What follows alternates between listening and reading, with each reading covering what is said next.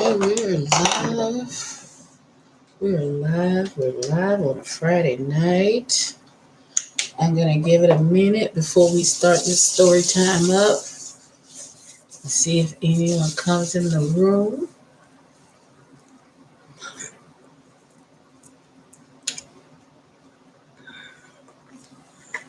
Anyone's at all. Whew. I'm so full. When I get done with this, I'm washing my face and going to bed. That's it. I'm done. I've done several reviews today. Done a whole last TV show, so it's been I've worked my job. It's been a productive day. All right, so we're closing in on the minute mark, and as I promised, I'm going to give you guys, and whoever watches the playback, who sees this, I'm going to give you guys the story time of my cousin, the serial killer. So, my cousin's name is Lucius Boyd, and Lucius was only convicted of one murder, but he's suspected of several. We'll get into it. So I had to look it up on Murderpedia because I wasn't exactly sure exactly what the charges were. So the murder happened on December 5th, 1998. Now, Lucius is I think he's my second cousin. We're second cousins. My grandma and his daddy are brother and sister, which made my mama and him first cousins, which would make me and him second cousins. So that is how I'm related to. If you look up Boyd Funeral Homes in Florida, those are our family funeral homes. Now, this young man, I'm going to read the thing for y'all from Murderpedia. Okay, so the murder of the unfortunate young lady, I don't even know if I should say the young lady's name. We're going to say her name because her life was taken from her. Dawana?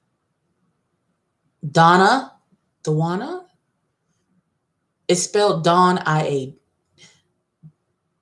Dania DaCosta is the young lady's name, who had the unfortunate misfortune of running into my crazy ass cousin. So the early morning hours of December 5th, 98, Miss DaCosta's car ran out of gas while she was returning from a midnight church service. She walked to a nearby Texaco gas station and filled a gas can with a gallon of gas. Now, people at the gas station saw Miss DaCosta speaking with a black man in a parking lot. Miss DaCosta was last seen getting into a teal church van.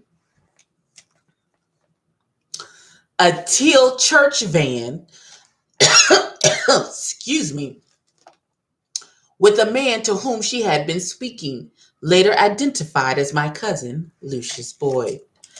Now, on December 7th, 1998, Miss DaCosta's body was discovered in an alley behind a warehouse. The body was wrapped in a shower curtain liner, a brown bed sheet, and a yellow bed sheet. A purple laundry bag and two large black trash bags covered her head. Forensic evidence showed that Miss DaCosta died due to a penetrating head wound. Bruising on her head was consistent with the faceplate of a reciprocating saw. And wounds to the chest, arms, and head were consistent with a torque screwdriver. Like he tortured her. Miss DaCosta's body also had oh my God. He raped and tortured this girl. So, Mr. Boyd, my cousin Lucius, Jesus, fix it, did routine maintenance at the Hope Outreach Ministry Church, which owned a teal van. Boyd was driving the van on the weekend of Miss DaCosta's murder. Witnesses at the gas station where Mr. Costa was last seen alive recalled seeing the word hope on the teal van that DaCosta was seen leaving the gas station in. The van contained various tools owned by the church, including a set of torque screwdrivers and a reciprocating saw. DNA and hair evidence from DaCosta's body matched Boyd's DNA profile. They got his DNA. Bite marks on her arm were consistent with his teeth. Tire tracks on one of the sheets used to cover her body was consistent with the tires of the church van. So the trial went as follows. Count 1, first-degree murder. Count 2, sexual battery. Count 3, armed kidnapping. On January 30th, 2002, the jury returned a guilty verdict on all counts of the indictment. The jury, on March 12, 2002, the jury recommended death by a vote of 12-0. He was sentenced as follows. First, for count 1, he was sentenced to death. Count 2, the sexual battery, he got 15 years. If you kill a why does okay. Count 3, the armed kidnapping, life in imprisonment.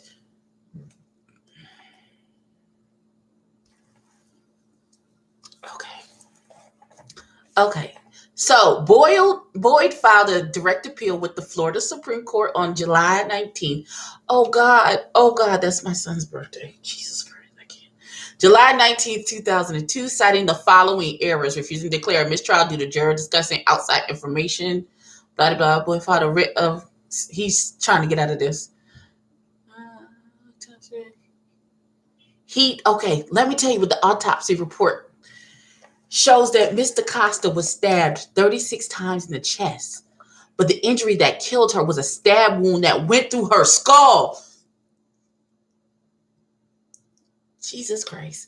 An autopsy report shows the markings on DaCosta's body matched the type of screwdriver and saw that it was missing. Oh my God. He is also suspected in the disappearance of the daughter of a BSO sergeant and the murder of a Palm Beach prostitute.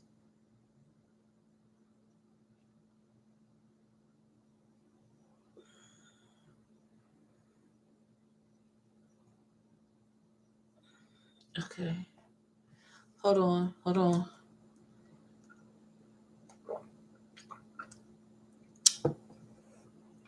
They said he was reputed to be a lady killer long before he was accused of actually murdering. Oh, they're so rude. Oh my God. Hold on. Darling, Danny, hey baby, this is did you not read the title? This is the story time. My cousin is a serial killer. He raped and tortured and murdered this one girl. That's what he was convicted of. And he got a death sentence for it back in 2002. Is he still alive? Let me see.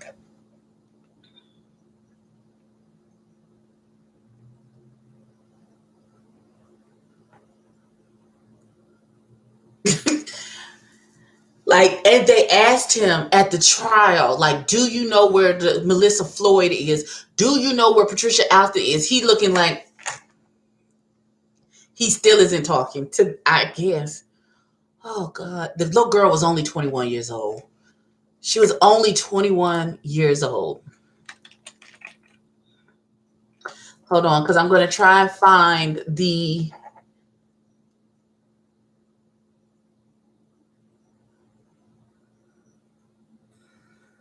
Wait, it says, something happened in 2017. Hold on. Let's see. Doesn't sent to death row by Broward County. Broward eligible to seek new sentences. There's more than one way to leave death row. The convicted murderers included a killer of a Broward deputy, a child killer who raped a little girl in front of her even younger sister before strangling them both, and a man who recruited his son to help torment and kill his landlord. They're seeking to have new juries consider whether the state should put them to death. Their legal window opened in December when Florida Supreme Court used a June 24, 2002 U.S. Supreme Court decision as a cutoff to determine which death rows may be entitled to seek new hearings. The 2002 decision, Ring versus Arizona, held that juries, not judges, were required to find the aggravating factors necessary to impose capital punishment. Okay. Governor Rick Scott signed a new death penalty law last Tuesday, passed by the state legislature to resolve the issue for future cases.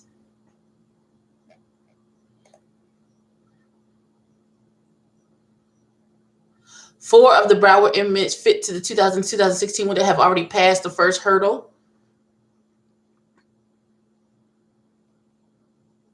Anderson Armstrong, Richard Knight. Hold on, let me see. Driving a church van, her body was found 2 days later. The recommendation to execute Boyd, now 57, was unanimous. Ooh! But the court has not made a final decision whether Boyd should get a new hearing anyway, whether he or Knight should stay on. So he may still be on death row. Jesus, fix it, God. Oh my God. Oh God. Oh God.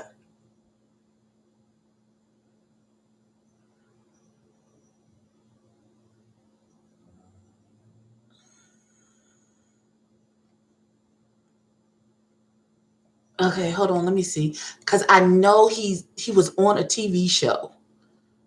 Hold on.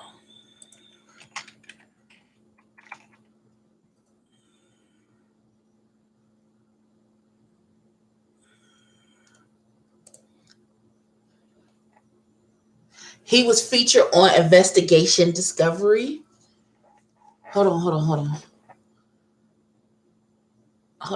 I'm going to click on the article so I can tell you what show he was on. Okay, he was on the ID channel called Nightmare Next Door. And it focuses on the murder of Mr. Costa. Ooh, merciful God. So yes, my cousin is he's a killer. Yes, this wasn't going to be a long thing because that's a lot. My forehead hurts now. I keep telling people I'm not a killer, but don't push me. Jesus Christ. This man, he stone cold killed that girl and is sentenced to death. And currently I believe he's still on death row as we speak. So, yes, unfortunately, my cousin. Now, there is a story, a fable, as you will, in my family that them two girls that are missing may. I'm sorry, Daddy. That's how I feel, like right here. Like it's right here. There is a story because our family owns a funeral home. We own several funeral homes. And his parents ran the funeral home and he worked for the funeral home. And so they think that he may have disposed of the bodies. Like people who have closed casket, once you close and lock the casket, they don't open it back up. So if they're having a closed ceremony, you could literally put somebody in there, close and lock it up, and won't nobody never know.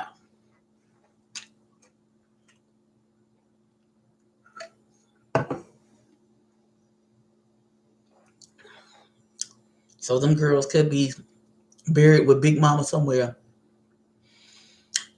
never to be seen or heard from again. Baby.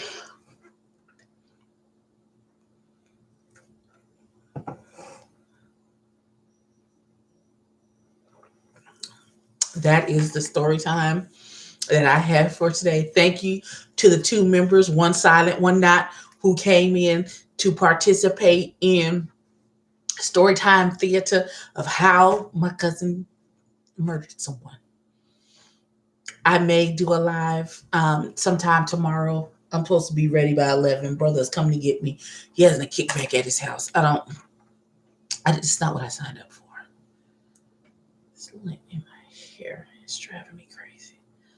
But I'm full of pizza and chicken wings, and I would like to take off my makeup and go to bed now.